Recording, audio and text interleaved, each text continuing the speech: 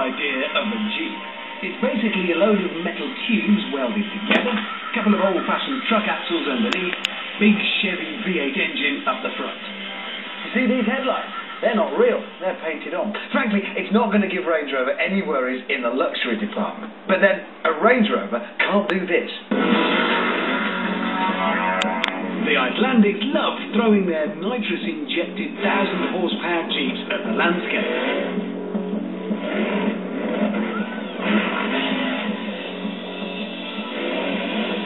They're like one huge toddler group, always looking for new and ingenious ways of damaging themselves. And their latest location is this. Water. The very wet water of Lake Klevoat. And they're not driving in it, they're driving on it. Yes, they reckon they can take this big block V8-powered, solid girder-framed 1.5-ton off-roader and drive it across this lake. The theory is that the huge treads on these tyres will act like the scoops on a paddle steamer, grabbing at the surface and powering the Jeep along. Thing is though, if a paddle steamer stops, it's still a boat and it floats. If this thing stops, it's not a boat, it's still a BME car and it'll sink. Our driver for this feat of world-class craziness is Gisli Gunnar Jonsson. When it comes to Icelandic Formula 4 racing, he is the Michael Schumacher. Flew without the money, private jet, yacht, mansions or sponsorship deals. But otherwise, peas in a pod. Right, this is the plan. Gisli's going to get up as much speed as he possibly can on the beach before he enters the water about here. And the finishing line is over half a kilometre away, over there on the other side of the bay. This is going to demand some serious commitment. Gisli has to keep his foot flat to the floor for the whole run or he'll lose momentum. And if that happens, he'll also lose his Jeep. Brave man. Now, nitrous oxide has to be injected into that engine constantly to boost the power from 600 to the 800 that's needed. If that fails at any point, he sinks. Well, when I say he sinks, I mean we sink.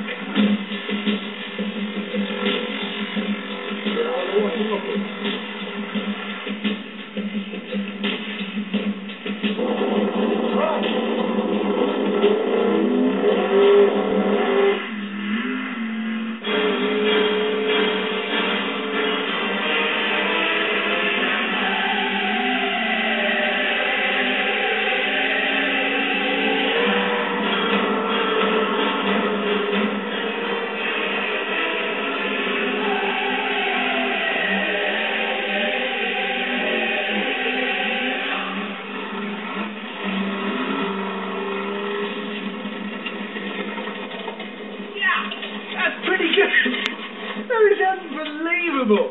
You can feel the moment when it hits the water, it just takes a pounding and the helmet comes down and it's different. My only worry is, it's not going to be enough. You see, now he's proved his theory, he wants to turn it into a race. Right. A race against this. Now you're looking at this thinking, well, it's a jet ski, easy. Now this is Iceland, remember, they think Bjork is normal here.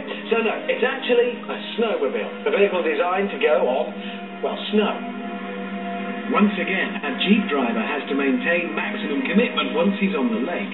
But the same applies to Charmy Halverson, our snowmobile rider. The merest lift, the tiniest hesitation, the slightest loss of nerve, and even perpetual sunlight won't dry them out in a hurry.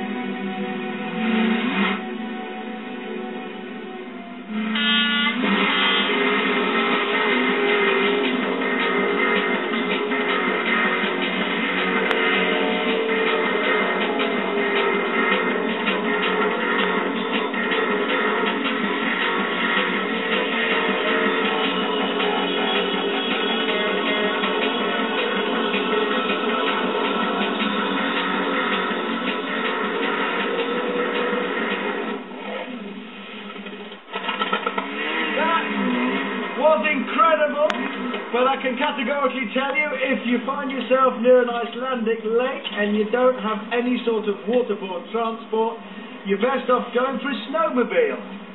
Good man.